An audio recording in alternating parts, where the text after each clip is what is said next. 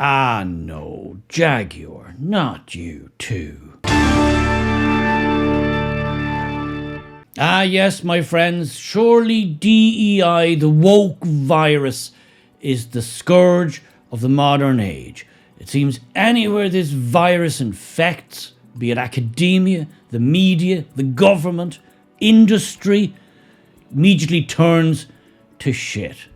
And, unfortunately, it seems to me, based on the last couple of days' evidence, another iconic brand, another beloved brand, another brand with history and heritage coming out of its ears has been infected. Now, before I go on, make sure you're subscribed to the channel.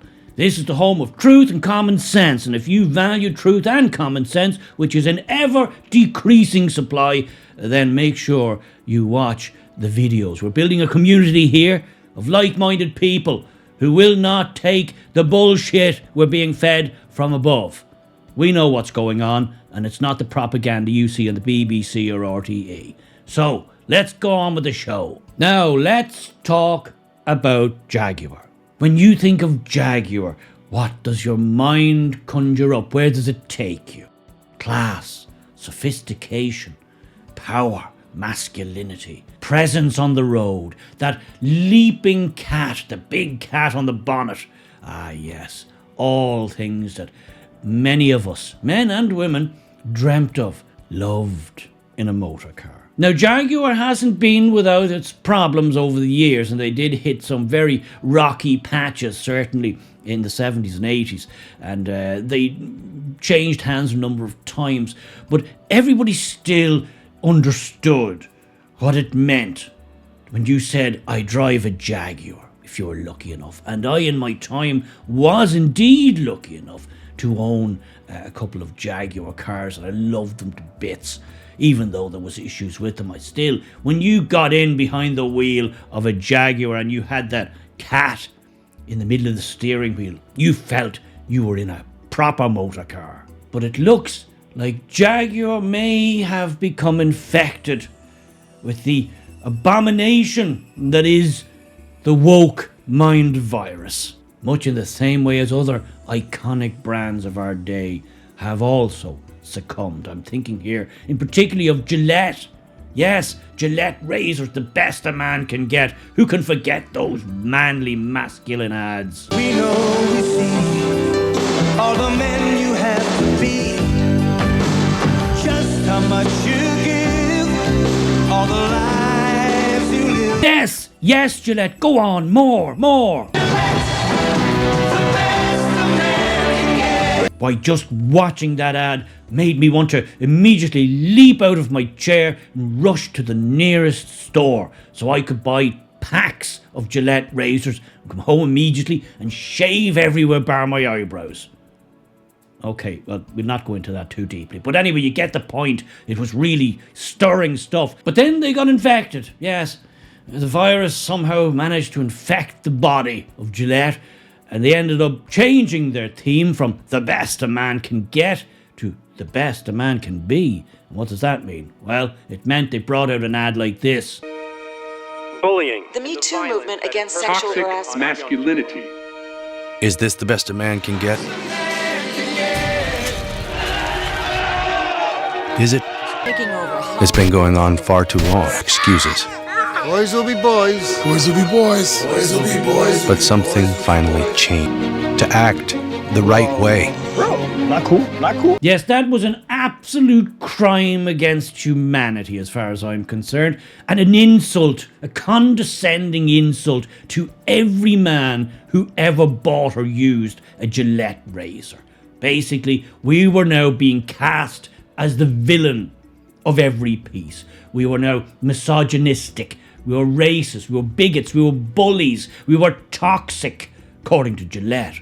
Well, the upshot of that, as you can probably imagine, no prizes for guessing, is the stock tanked. The brand absolutely tanked. The sales went through the floor.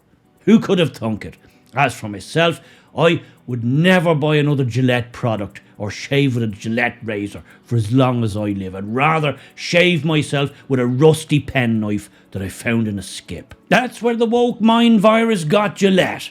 A big well done to everybody involved. And what about Bud Light? More recently, yes, the Bud Light scandal. Now, I'm not a Bud Light drinker myself, but I do understand the brand. An iconic American brand, the staple of football games and frat boys and manliness and jocular men getting together and shooting the breeze, looking out over the range, all that sort of good stuff.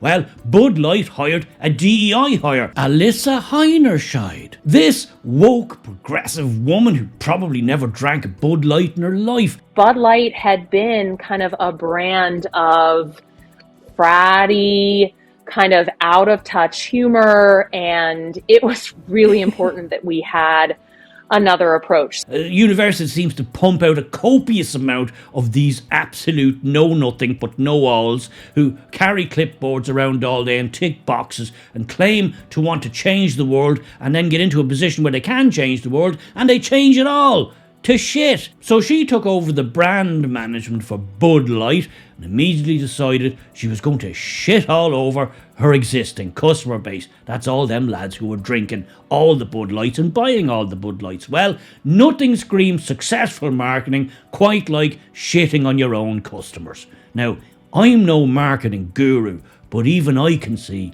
that's a bad plan. It's a bad strategy. What happened to Bud Light?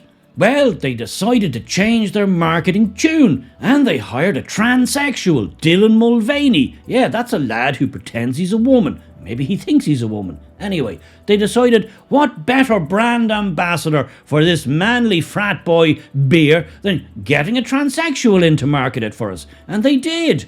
Hi! Impressive carrying skills, right? I got some Bud Lights for us. And how did that go?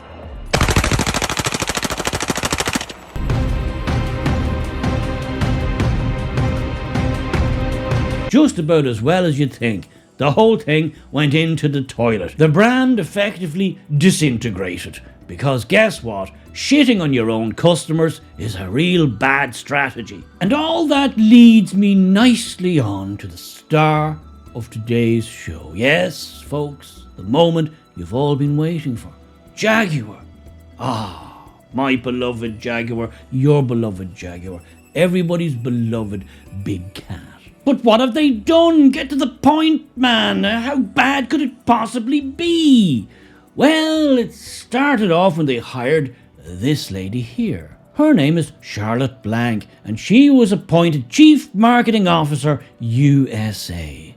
And according to the President and CEO of Jaguar North America, Joe Eberhardt, and I quote, Charlotte is a highly experienced and transformational marketing leader with deep expertise in leading brand and portfolio transformation. We welcome her leadership of the marketing operation as we reimagine the future of modern luxury through our distinct global brands. Now, if you, my dear viewer, are already feeling a sense of foreboding, well, you'll be right to, because I'm only getting started. I'm only getting warmed up here. The iconic Jaguar logo that we all know and love, well, that's gone. That's ditched immediately in favour of this.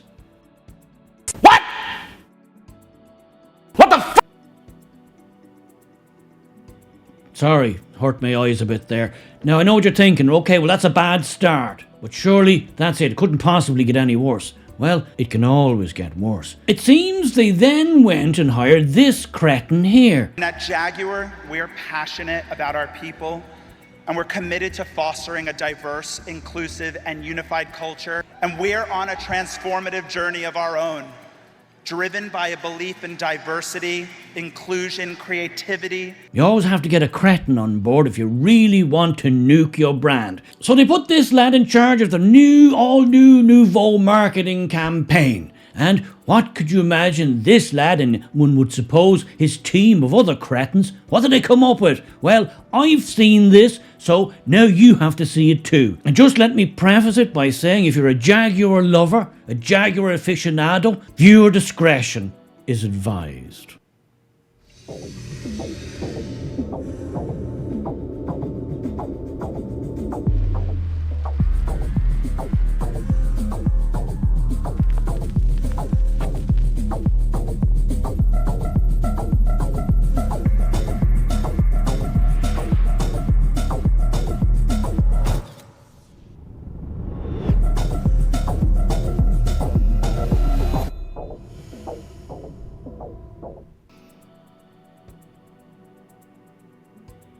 No? No, they don't want to see it again. Sure, they're sorry they saw it the first time. Now, there you go. That's Jaguar. Seems to me, looking at that evidence, that the people involved with Jaguar these days, especially in the marketing department, seem to think nothing screams Jaguar and Jaguar cars more than a bunch of modern Technicolor village people. Yes, the modern version of the village people. Not a car in sight, but we do, however, have what seems to be a transsexual man in a dress wielding a sledgehammer. And if that doesn't make you want to rush out and immediately buy a Jaguar motor car, I don't know what's wrong with you. Not a car or motor vehicle of any shape, make or stripe in the whole video. Unless this is what passes for a Jaguar in modern parlance, well, let me just say I don't think that big lump of rock is going to go very far or break any speed limits. You certainly won't get the girls driving that rock. I can tell you that, lads. Now, I don't know what Jaguar are paying these marketing, rebranding geniuses, genii, gurus, whatever you want to call them, but if they'd only come to me, I'd have done the marketing job they need, and only for 50 quid. Here's my idea of Jaguar. A feast for the eyes, is it not? And if they could stretch the budget to 70 or 80 quid and maybe throw in a slab of cans, well, Jaguar, all I can say is there's plenty more where that came from. So what do you make of all this? Is this the way forward for Jaguar as a brand, Jaguar as a motor car company? Is it a winning formula? Is it a winning strategy? Or will it all end in